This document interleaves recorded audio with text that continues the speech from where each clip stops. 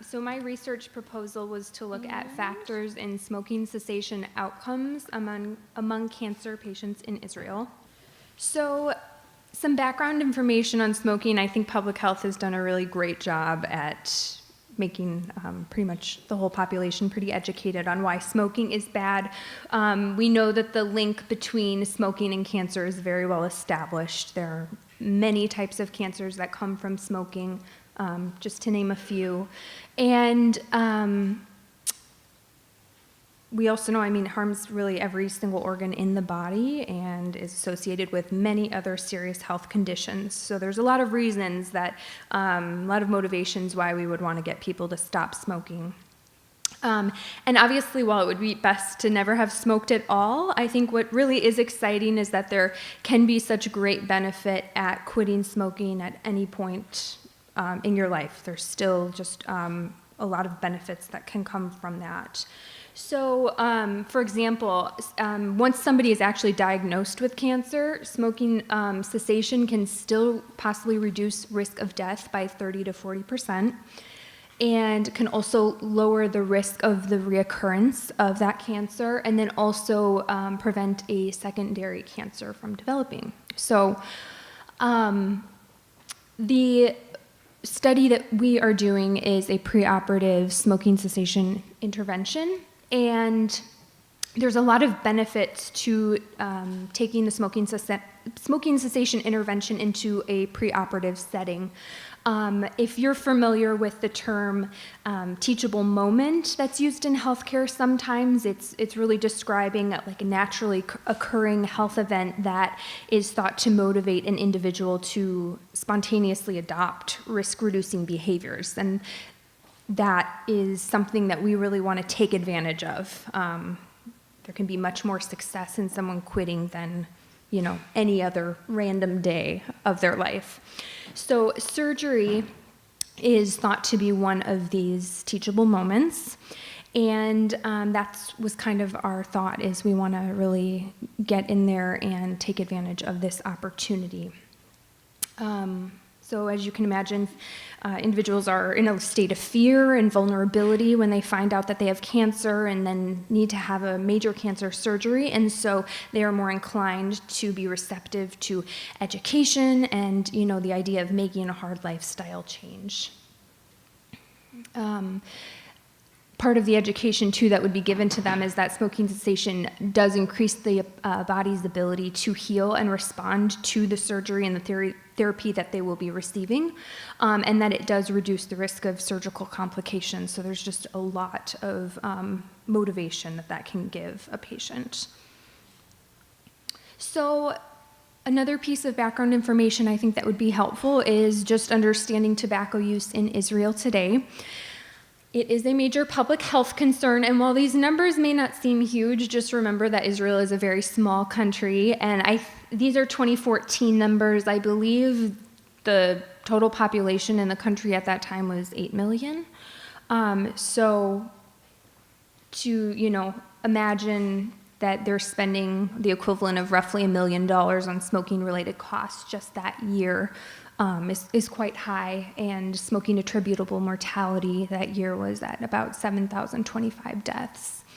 What I think is extremely interesting is how unevenly the tobacco use is distributed throughout the population. So over 55% of Arab Israelis smoke, and that's actually more than double the Jewish population. So huge health disparity, and obviously with all of these health complications that come from smoking, this is just going to lead to a lot of interesting things that you can learn and research and ultimately help people with. So my research site was at Rambam Healthcare Campus. It's located in Haifa, Israel, right on the coast of the Mediterranean, which was nice. So it's a 1,000-bed academic hospital, and it serves over 2 million residents of northern Israel, and is also the tertiary referral center for 12 district hospitals. My off-campus mentors were Dr. Gilad Emil. He is the director of urology at that hospital, and then also at the Technion Israel Institute for Technology.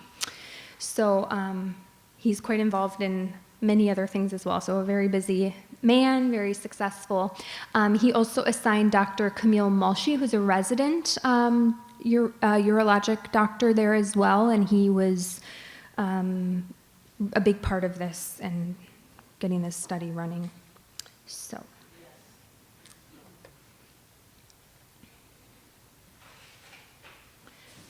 most of the summer was spent really struggling with the IRB process. We actually just got approval last week to start. So that was a big surprise. I was not expecting that, but we did really find ways to be very flexible with our time and trying to really get as much of the study prepared and ready to go for once we had that. So we're hoping that it will really start any day now. The enrollment period will actually take place during the preoperative counseling, which the preoperative clinic at Rambam runs 2 days a week. And looking at the inclusion criteria, obviously we won't just be taking anyone. They do need to be an Israeli citizen, that they're not currently pregnant. They need to be 18 or older. They must be an active smoker at the start of the study. We've kind of determined there's different ways to define that, and we have thought that maybe having at least one cigarette a day regularly over the past month would be a good way to do that. They also must be scheduled for a major cancer surgery. Obviously, that's why they would be in the preoperative clinic. So, let's see here. Dr. Malshi, so again, we had to kind of make some adjustments as we continued to struggle with getting the IRB approval.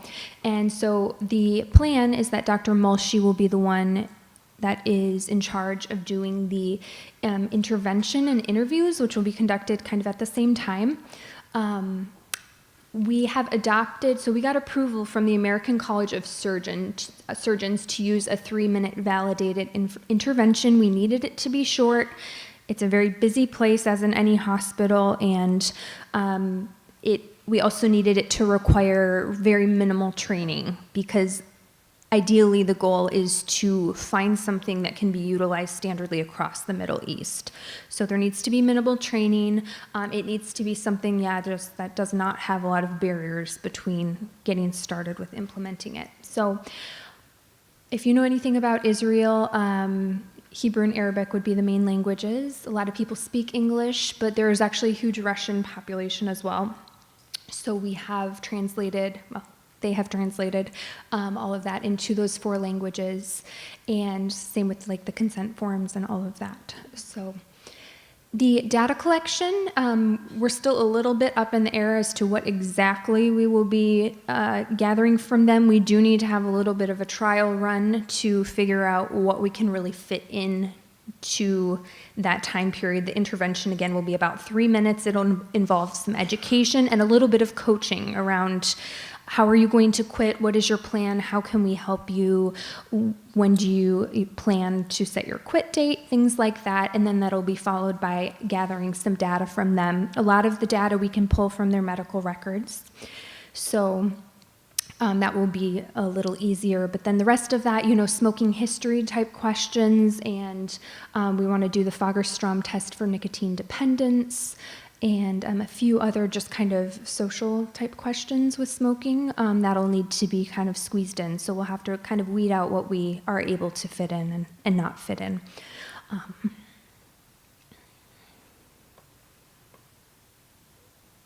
We anticipate probably 8 to 10 patients per week just at Rambam, but Dr. Emil is determined to get 2 other local hospitals involved with this as well. That would increase our numbers.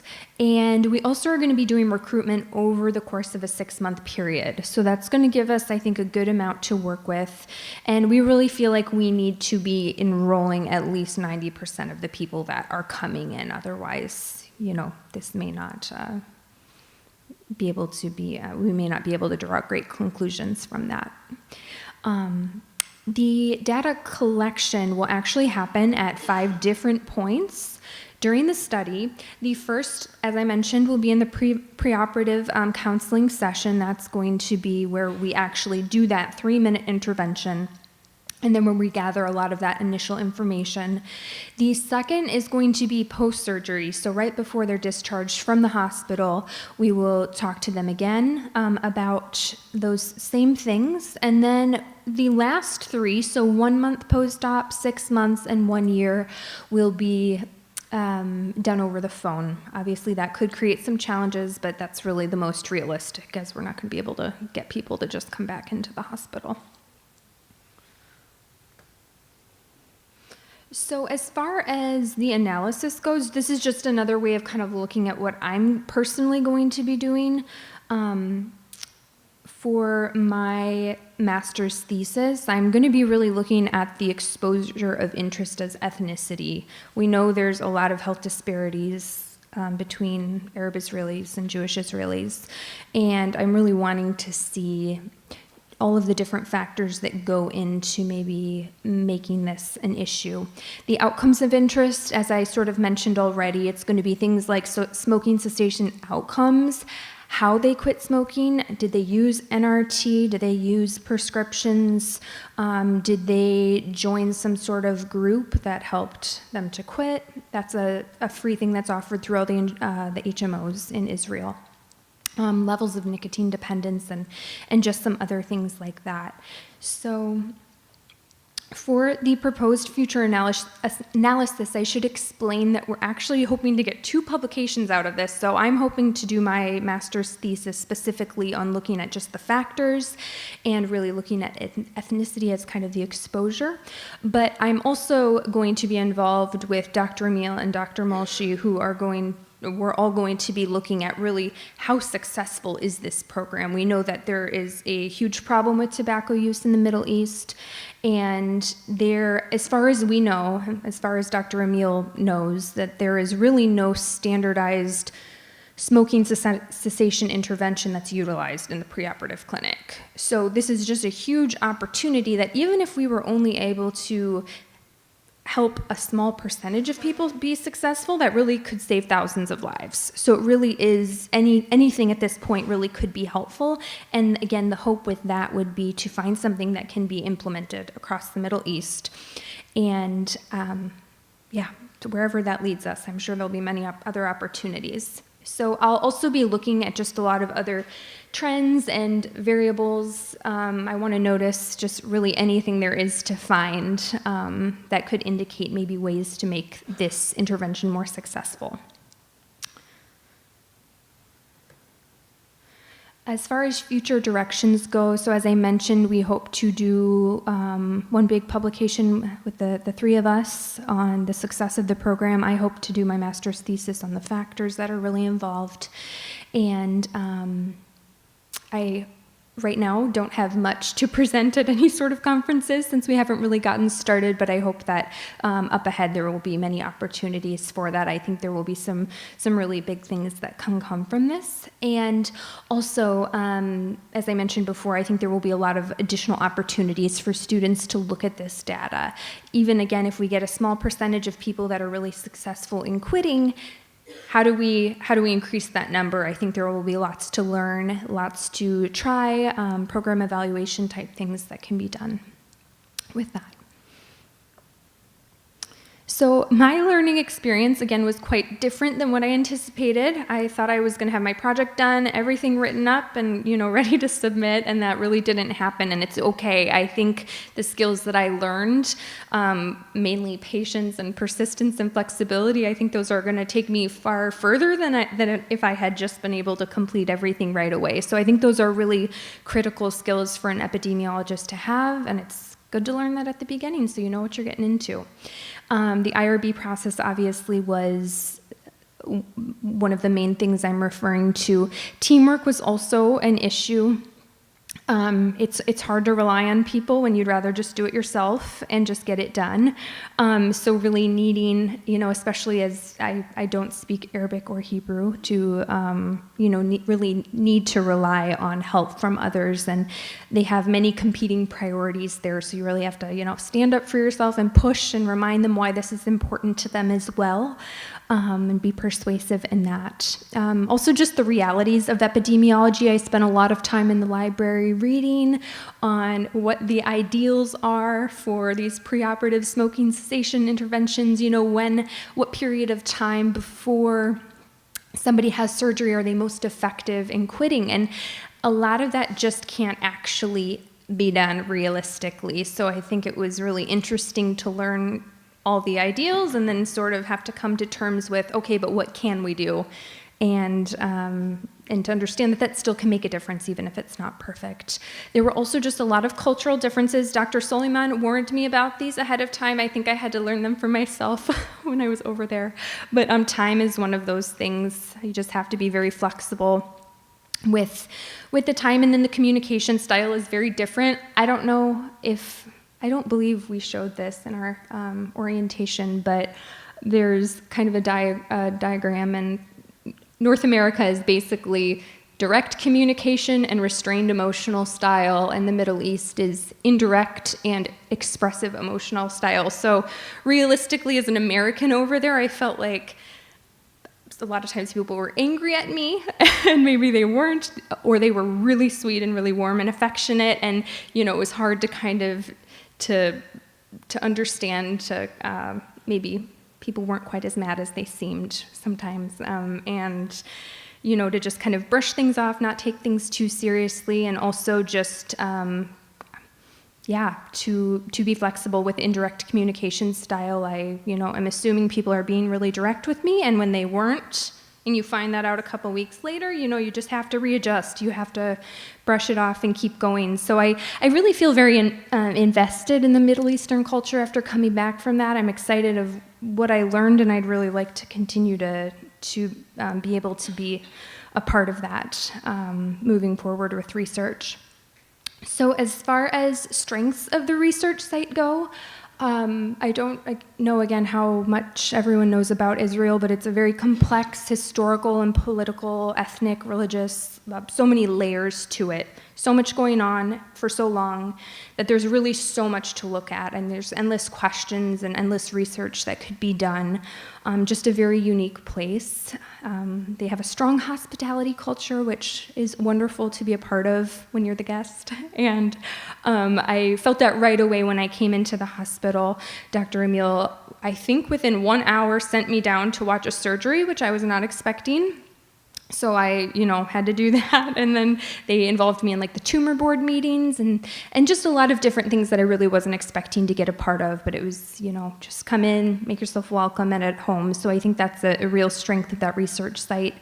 And it's also just quite easy to live there, I think, just practically speaking, easy to get around. Most people do speak English, and it's fun. It's a fun place to be. They have, again, a great library right across from the hospital with all sorts of English research databases and things like that. So that was also just quite helpful for me. And then Dr. Emil has a really strong interest in research and very ambitious and optimistic with his ideas, which I think is exciting to be around and to, just have kind of the whole world feel open to you with what's possible. The limitations that I experienced were definitely communication challenges. It's a very busy place. I had locals tell me, everybody at Rambam is stressed all the time. So I don't know how true that was, but I think there's just a lot going on. People work very hard there. And so to come in and just kind of anticipate that your project will be a priority, is not always the reality of that. Again, there's a lot of pushing and persistence involved. So that can be hard. It also is quite difficult there because everything really is in Hebrew. People speak English, but any sort of medical records or everything is all in Hebrew. I mean, there's really very little that I could actually personally do, which didn't feel great, but you just, again, have to rely on that teamwork and other people to help you out with that. So my future goals, I do have an additional publication beyond those two that I would like to work on with Dr. Emil. He was very invested in wanting to challenge me to come out with some good articles. We're sort of working on just a kind of a narrative literature review on what is already out there on preoperative smoking cessation interventions and kind of the ideals around that, just something to kind of sum it up. I expect to graduate next summer, and I'm really very open to the opportunities ahead of me. I am not set on any one thing. As I mentioned, would really love to go back to the Middle East. I feel very drawn to Israel and very interested in the health disparities among Arab Israelis and Palestinians. I started working on Arabic and learning to read and all of that, so I'm really interested in developing that further and hope that would make me marketable while I am there. So we'll see. But yes, and this is a view of Haifa. So any questions?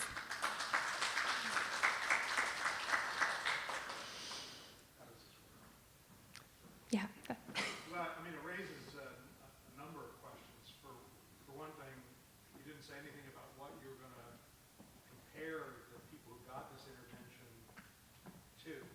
Yeah. And especially if you're doing phone follow-up at 1, 3, and 6 months or whatever I don't recall the timing.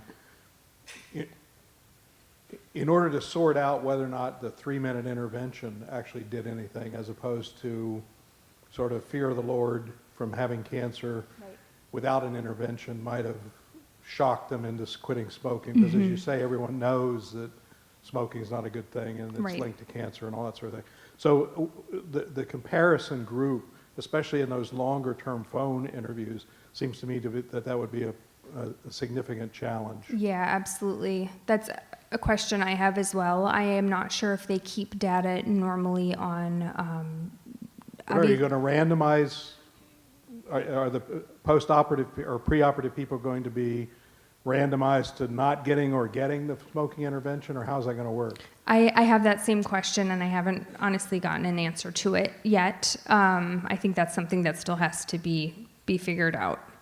I'm not sure what kind of data they already have gathered from previously not doing the smoking cessation intervention. Obviously, they would not be calling them, a month later, 6 months later, a year later. I'm not sure what is already just gathered from the preoperative clinic and the, pre-discharge.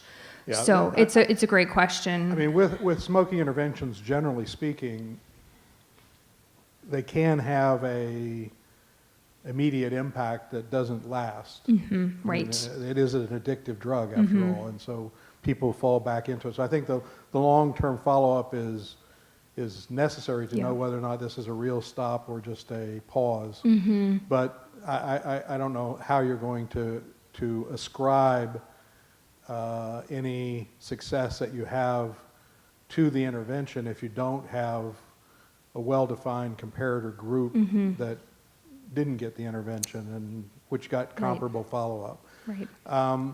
The other question I had is you indicated, which is obviously true, that big health disparities between the Arab and Jewish populations. In a 3-minute intervention and phone calls, how you doing? Are you still smoking? What are these ethnic factors that you made reference to that you're thinking about trying to tease out? Because it doesn't seem to me like you would have, I mean, you can obviously compare success Jew and Arab, but in terms of understanding why it might be more successful one place or another, if that's what you find, it doesn't seem like you have enough feelers into the patients to be able to sort that. Yeah, I mean, a lot of the questions would be things around, I think, kind of social, cultural questions. Do you live with people that smoke? Does your spouse smoke? Things like that. I mean, a lot of it is, just very different. But you indicated that you were using a validated tool. Yes. You mean the American College of Surgeons intervention? But my understanding of that tool is that it's validated for that 3 minutes. Yes. But it's not validated for anything else, like these questions, about spouse and one thing and another. None of that's validated. So, I mean, I guess the question is how you're going to drill into the issues that might help you understand those ethnic differences. Sure, yeah, and I think that's just where we were using this certain smoking history and smoking social kind of questionnaire items to figure out are trends among those. But do you have any suggestions that you would encourage me to pass on to them?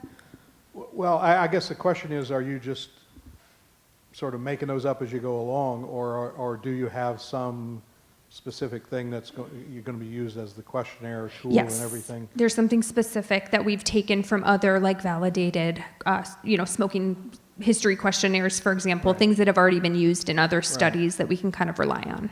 There is there is an NCI monograph about smoking cessation tools and things like that you might, I don't remember what it's called Okay, or the reference, but you might drill into it, and maybe the folks Yeah. from BCG could tell you that. But that would be great.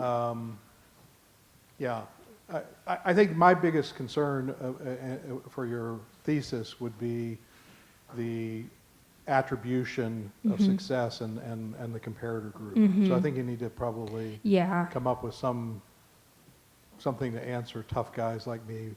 I agree, and I wish I knew the answer to that. Thank you, Melody. Yes. Dr. Chamberlain, quickly, you want to stick with the time. I just want to remind us that the last 25 years of research on smoking and smoking cessation in our country, the dominant factor is social class. And I'm interested to know how, since you have a very diverse social class population, what measures you plan to use for social class. Yeah, that's another great question. And that's where I think there isn't quite so much research done over there in general. It's like I even noticed I went over there having these assumptions of like, oh, this type of person would be more inclined to smoke versus another group. And just from talking conversationally with people on the street, even, it was like, oh, that's not how things are here. Like those aren't, so it's great. It's a great question. I just don't know that there's tons of research specifically on that. So we've come up, with things like education and marital status and, age and, how many people in your household smoke and those kinds of things. But yeah. And all of the patients are going to be cancer surgical patients, Yes. correct? A major cancer surgery. Yeah. Okay, thank you. Yeah. Thank you. Thank you, Melody. Thank you.